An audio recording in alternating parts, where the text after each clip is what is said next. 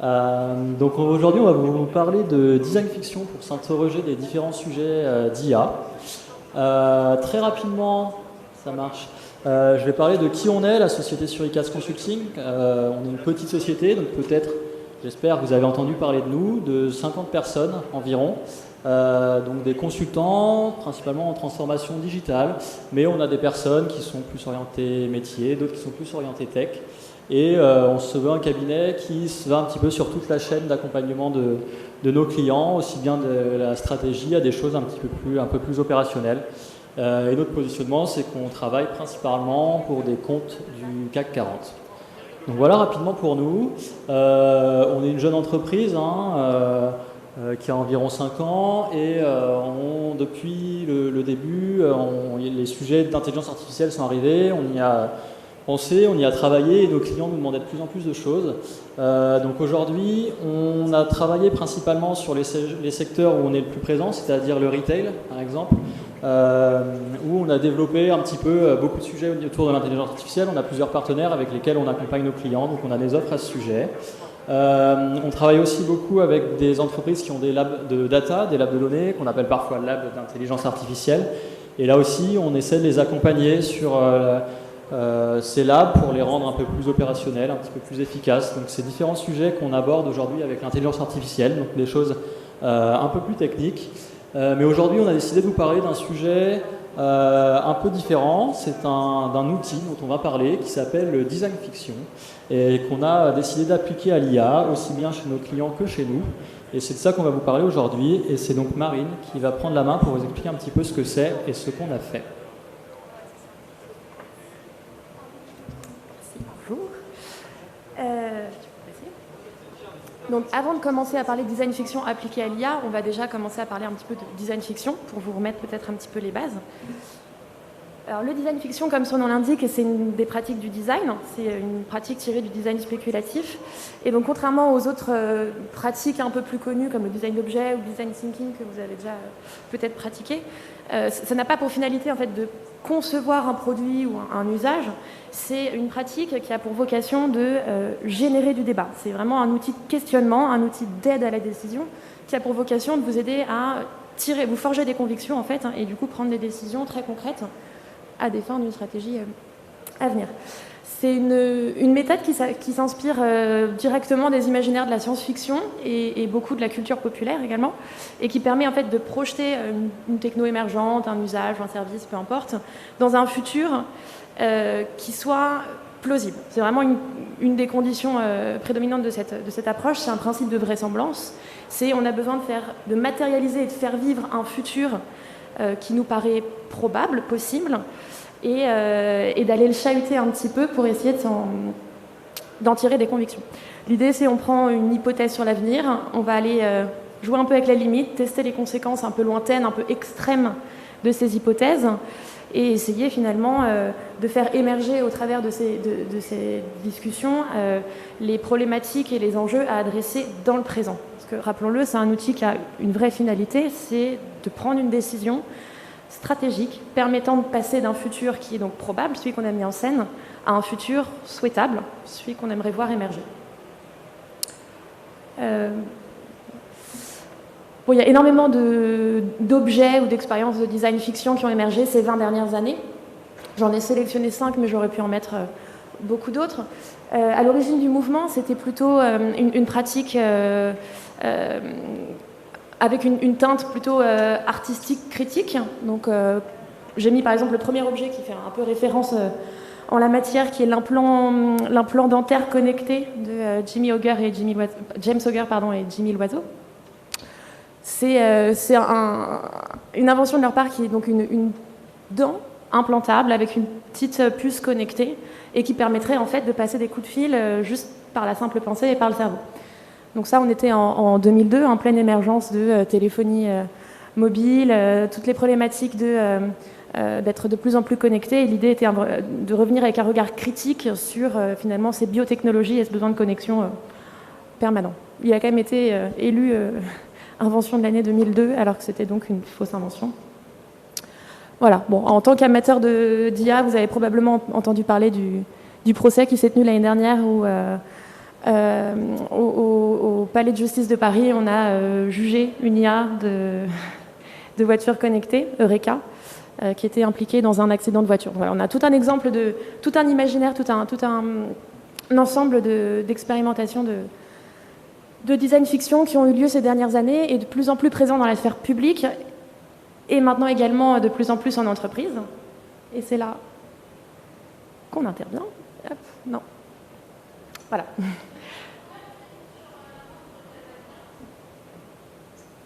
Pardon ? Oui, je reparle à la fin. Vous gardez la question, je vous l'expose. Alors, donc ça, c'est les petites bases, le petit vernis théorique. Maintenant, je pense qu'il est bon. Le Suricate, par nature, est curieux, donc on a eu envie de le pratiquer. Donc c'était bien beau. On s'était déjà testé un peu à des rédactions de fiction et des exercices collectifs comme ça autour du design fiction avec certains pontes du domaine. Mais on a eu envie d'aller un cran plus loin et d'aller vraiment créer une expérience immersive. Et on s'est dit, qui de mieux pour tester cette expérience que le collectif Suricate lui-même. Donc on a créé un petit groupe. On était 7. Et on s'est dit, allons-y, lançons-nous dans cette aventure. Donc s'en est suivi quelques mois de préparation en cachette pour essayer de rédiger un scénario qui soit le plus réaliste et le plus convaincant possible et qui en même temps vienne créer l'impact qu'on attendait. Pour ça, il nous fallait une caution, donc on a mis dans la boucle le DG et le DSI. Mais il nous fallait aussi une caution technique, donc on est allé se rapprocher d'un de nos partenaires, qui est une des startups, alors je ne cite pas leur nom, mais une des startups qui travaille sur l'analyse sémantique d'email, et notamment à des fins de catégorisation, aide à la décision pour les conseillers, voilà, faut comprendre. Donc on s'est rapproché de ces partenaires, on a créé notre petite équipe. Et il se trouve qu'à ce moment-là, Suricate s'intéressait de plus en plus à l'intelligence artificielle. Ça faisait déjà quelques temps qu'on avait un intérêt certain sur le sujet, mais il se trouve que c'est le moment où on a commencé à cranter et à passer l'étape d'après. On a lancé un POC IA dans notre lab interne. On avait de plus en plus de missions chez nos clients, merci, de plus en plus de missions chez nos clients autour de cas d'usage métiers concrets, où on allait vraiment implémenter des algorithmes, aider à implémenter des algorithmes dans le SI de nos clients. Donc ça nous a paru tout naturel de se pencher sur l'IA et d'appliquer le design fiction et l'IA. Il y avait comme une sorte de convergence à ce moment-là qui nous a paru naturelle. On a choisi une thématique qui nous paraissait simple et sensible, la gestion, l'usage des données et le respect de la vie privée. Et on s'est dit, on va développer un cas autour de ces scénarios. Donc vient le jour J. Le collectif est réuni, donc 40 personnes dans une même salle, non seulement 7 au courant de ce qui va se passer. Et notre DG prend la parole pour présenter le scénario. Je vous mets un petit peu en condition. C'est très simple, notre partenaire est là. Il a développé une nouvelle solution d'intelligence artificielle qui a pour objectif, par la lecture et la lecture sémantique des mails, de définir des profils individuels et d'être capable du coup de analyser des comportements et ça peut être un outil pédagogique d'aide à la progression pour des collaborateurs ou autres. Et là, première surprise, annonce du PDG, donc Suricate, ça a été choisi comme bêta-testeur, et ça fait donc 6 mois que vos mails, sans que vous le sachiez, ont été absorbés et ont servi de jeu de données pour entraîner cette intelligence artificielle et puis surtout pour en tirer des résultats qu'on va vous présenter aujourd'hui. Premier petit choc. Et de là s'ensuit toute une présentation qu'on avait volontairement construite en plusieurs temps, l'idée étant d'être dans une espèce d'approche progressive pour finalement faire monter l'émotion petit à petit et puis rester dans une expérience qui soit réaliste sans qu'on arrive avec des trop gros sabots et que ce soit trop flagrant. Première partie assez générique, on présente des graphiques avec une grille d'analyse et des critères suffisamment neutres pour être du coup assez simple à comprendre. Et voilà, une première présentation des résultats, l'impact carbone des envois d'emails de Suricate, la volumétrie d'envoi, le pourcentage de nos consultants qui mettent leur signature, par exemple. Voilà, ce genre de considérations somme toute génériques. Puis on passe une première étape dans l'expérience. On commence à sortir des analyses comparatives. Et donc là, ça chiffonne un petit peu plus.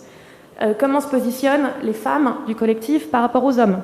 Est-ce qu'elles sont plus rigoureuses, font moins de fautes d'orthographe, etc. Puis comment se positionnent les écoles de commerce par rapport aux écoles d'ingénieurs. Donc on commence à créer une sorte de mise en perspective de finalement l'application de cet usage qui commence un petit peu à chahuter. S'ensuit un premier temps de débat. L'objectif était de faire parler le collectif, donc, et on les amène encore à se questionner sur finalement ce principe de segmentation et de catégorisation. On pourrait quand même aller plus loin, attention. Et puis on pousse l'expérience un cran plus loin encore. On passe à une phase individuelle.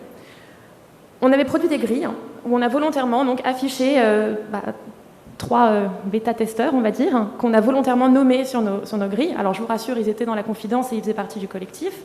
Donc pas de surprise pour eux. L'objectif du design fiction, il est de venir générer une émotion utile. Il n'est pas là pour choquer ou pour créer du malaise.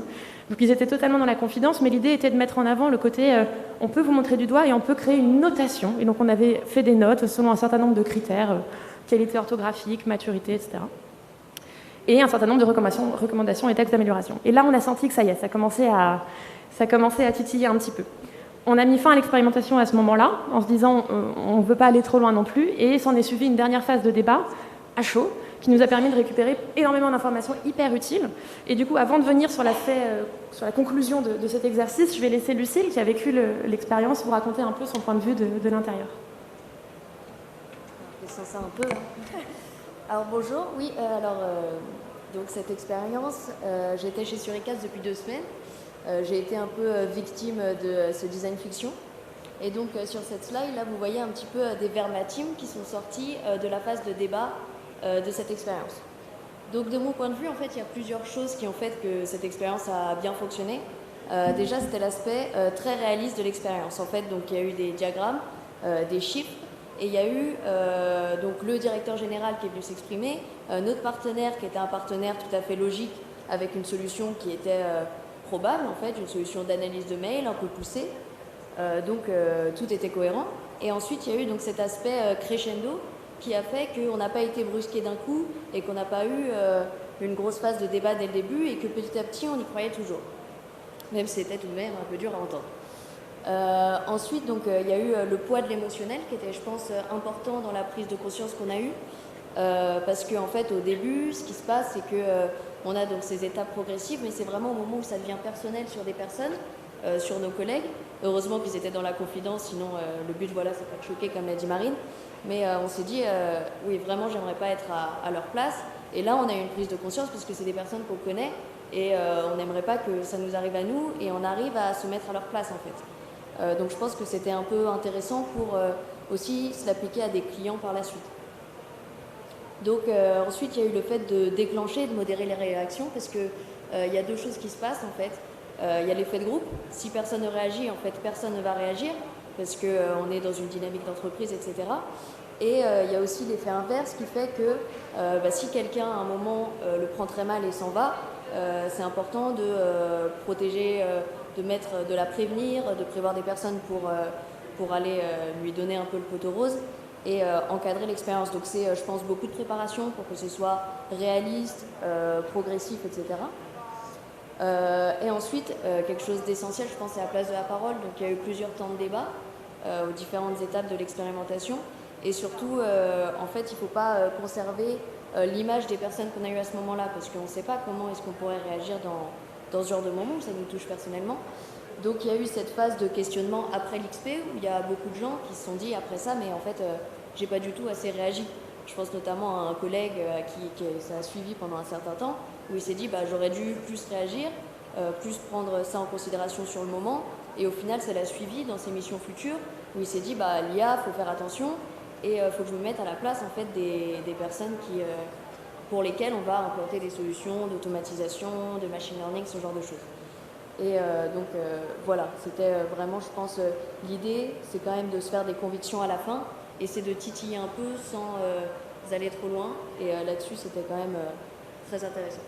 Voilà, c'était mon rôle de victime. On va enlever le masque cette fois-ci, ce sera plus simple. Donc suite à cette expérience, on a conduit donc un premier entretien débat à chaud, puis on a fait plusieurs ateliers un peu plus tard à froid pour essayer justement de venir un peu consolider toutes les réactions, toutes les conclusions qu'on avait pu tirer collectivement de cette expérience. Et ce qui est assez stupéfiant, c'est de voir qu'avec un seul cas d'usage, somme toute assez simple, hein. On est sur de l'analyse de mail pour être capable de voilà, faire un petit profil un peu qualitatif de la capacité d'expression d'un collaborateur, probablement dans une démarche plutôt pédagogique. On a vu qu'à partir d'un seul petit cas d'usage simple, on avait plusieurs niveaux de dérive hyper simples qui pouvaient en découler. De la segmentation, de la classification, de la stigmatisation. Pourquoi pas l'utilisation fallacieuse et nuisible des résultats individuels à l'encontre d'un des collaborateurs. On a pu toucher du doigt tout ça. Donc, fort de ce constat-là, on se dit l'IA est en train de se développer, prendre de plus en plus de place dans nos vies, de plus en plus de cas d'usage ancrés dans notre quotidien. Et donc, avec cette multiplication des cas d'usage, on est face aussi à une éventuelle multiplication des dérives de l'intelligence artificielle. Et il suffit de voir quelques exemples bien connus pour se rendre compte qu'on n'est pas très loin de la vérité en disant ça. De fait, on a voulu essayer de nous-mêmes, forts de nos convictions et de l'impact que ça avait pu avoir sur notre collectif, mettre en place un certain nombre de décisions, d'actions, qui nous semblaient légitimes et nécessaires si on voulait continuer à avancer avec l'intelligence artificielle. Donc dans un premier lieu, on se les a appliquées à nous-mêmes, ces conclusions. On a commencé à mettre en place un système de formation pour les collaborateurs autour de l'IA, les sensibiliser, et notamment un chapitre autour des biais en intelligence artificielle, c'est pas anodin. On était déjà lancé dans une démarche Bicorp, ça a été un moment d'accélération où on s'est dit c'est important de vraiment se lancer conjointement dans cette démarche. On a commencé à rédiger une charte éthique, il y a tout un système voilà, d'intégration de ces conclusions pour en faire une vraie composante de notre ADN en tant que boîte. Une fois que j'ai dit ça, on est consultant. Notre métier, il est vers l'extérieur et il est vers nos clients, nos partenaires. Donc finalement, le deuxième levier d'action, il est auprès d'eux. On s'attache systématiquement à essayer de garder cet esprit mise en place de garde-fous et avoir un regard éveillé et critique dans chacun des projets qu'on prend. Dans le choix de nos partenaires, on est hyper attentif. Et on essaye, dans l'ensemble de nos projets, et ça va au-delà de l'IA, de s'appliquer un peu ces démarches de design critique et de se demander finalement derrière mon cas d'usage qu'est-ce qui se trame et comment je peux faire en sorte d'être sûr qu'on va vers le mieux. Et ça c'est vraiment super important pour nous. Troisième niveau d'action, une fois qu'on l'applique dans notre quotidien, on se dit ce petit parapluie anti-dérive qu'on a réussi à mettre en place en interne et auprès de nos clients, comment est-ce qu'on fait pour sensibiliser notre écosystème à ces mesures-là? Et donc, de plus en plus, on essaye de prendre la parole. Donc, on organise des meet-up, des tables rondes autour de la data et l'éthique. On s'est entouré de Lofred Mazou, par exemple, qui a écrit le chapitre éthique de l'intelligence artificielle du dossier Villani. Et on a travaillé longuement avec lui sur éthique et numérique. Voilà. Et on essaye de communiquer au maximum. On est présent aujourd'hui, donc, forcément. Et on se donne pour mission au quotidien de s'appliquer les choses. On n'a pas tout compris et on a encore beaucoup de choses à découvrir et à s'appliquer, mais autant que possible, soyons conscients et aidons à conscientiser autour de ces usages-là. Merci Marie et Lucille pour nous avoir présenté un petit peu ce qu'était le design fiction. J'espère que vous avez compris ce que c'était. Je vais conclure là-dessus en disant que c'est avant tout un outil qui permet aussi de ne pas partir d'une page blanche. C'est ça qui est important avec le design fiction, c'est qu'on peut partir de quelque chose du coup qui a été scénarisé pour le comprendre, et après on peut parler à partir de ça, et ça permet de faire comprendre les choses et, comme a dit Marine, les conscientiser. Sur l'IA, c'est important parce que, comme vous l'avez vu, il y a plusieurs choses qui sont liées à la dérive. Nous, on a choisi le traitement des mails, mais il y a beaucoup d'autres choses possibles. On pense à l'armement, forcément, avec les drones, qui sont des cas vraiment importants. On est sûr aussi que l'IA est là pour durer et que le design fiction est un outil fort pour le traiter, parce que ça ne fait pas seulement réfléchir ici, ça prend aussi au ventre, aux tripes.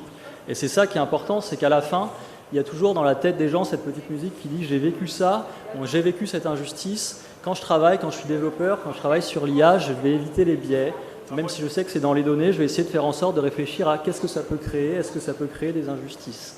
Il y a aussi d'autres exemples qui sont possibles avec le design fiction, c'est de faire des crash tests de produits ou de services, des choses qu'on a déjà créées ou qui sont déjà bien avancées, et du coup on fait un scénario pour voir jusqu'où, si on tire le trait, ce produit ou ce service peut aller, et après on en parle. Est-ce qu'il peut y avoir des dérives?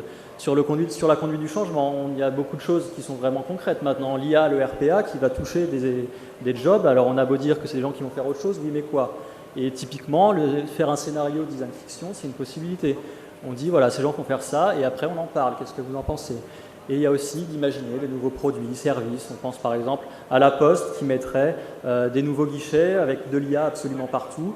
Donc la même chose, on fait un scénario, on tire un peu le trait de manière exagérée, à la manière un peu d'un Black Mirror, sauf qu'à la fin on en parle et on dit, ok, donc qu'est-ce qu'on peut retirer de ça, qu'est-ce qu'on peut garder, qu'est-ce qu'on ne peut pas garder. Et vraiment l'important qu'il faut comprendre avec le design fiction, c'est vraiment que ça reste un petit peu dans la tête. Et le but, c'est qu'en 1 heure, on a réussi à faire comprendre aux gens que les choses sur lesquelles ils travaillent ont des impacts et essayer de les éviter quand ils feront les projets.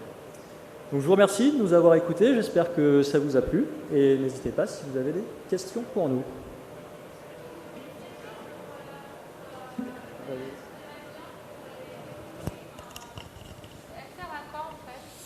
Pardon. Je touche pas. En réalité, elle ne sert à rien puisque c'est un objet fictif, mais en fait, c'est une expérience qui s'est conduite en Angleterre, donc c'était un moment début des années 2010, je dirais 2013, quelque chose comme ça. Beaucoup de discussions au Parlement autour de la vieillesse à domicile et comment est-ce qu'on peut accompagner nos personnes plus âgées, mais sans forcément les mettre dans un système qui prendrait soin d'eux et les laisser de plus en plus chez eux en autonomie.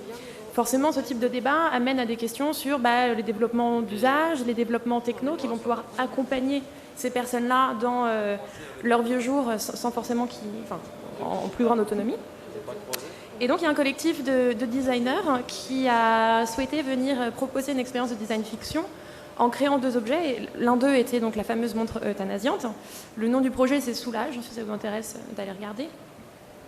L'idée était de matérialiser des dérives commerciales d'un système législatif qui ne prendrait pas le soin de bien borner les conditions de vieillissement à domicile.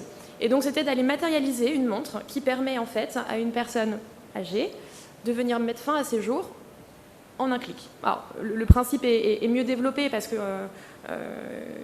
ils ont imaginé tout un système, tout un mécanisme de garde-fou où en fait il y a comme un système de 24 heures de êtes-vous sûr en gros.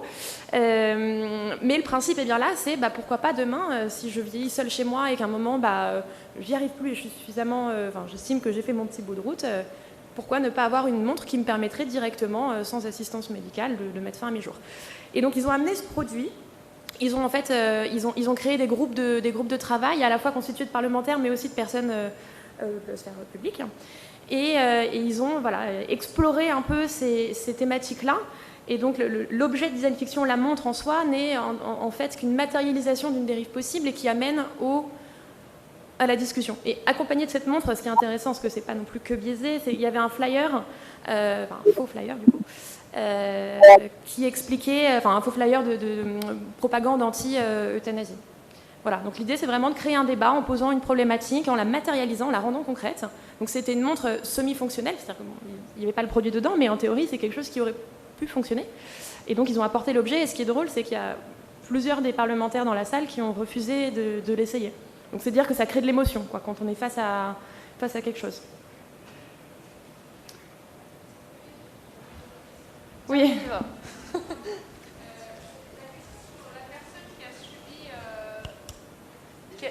oui, je peux pas toucher. Qui a subi l'expérience. En fait, je travaille dans les risques et les risques RH en font partie. Quand vous faites ce type d'expérimentation, les IRP sont au courant, les RH sont au courant, ça se passe comment ? Alors, là en l'occurrence, on l'a fait sur notre propre collectif. Donc oui, on avait mis dans la boucle l'EDG et le DSI. Dans l'offre qu'on a montée par la suite, justement, on a essayé de tirer un peu des conclusions, des réactions qu'on a provoquées. On est quand même dans un collectif qui est bienveillant, on se connaît tous. On a plutôt confiance en nos fondateurs. Et pourtant, il y a eu un mécanisme... on a senti un choc émotionnel assez fort et vraiment une crainte, une méfiance.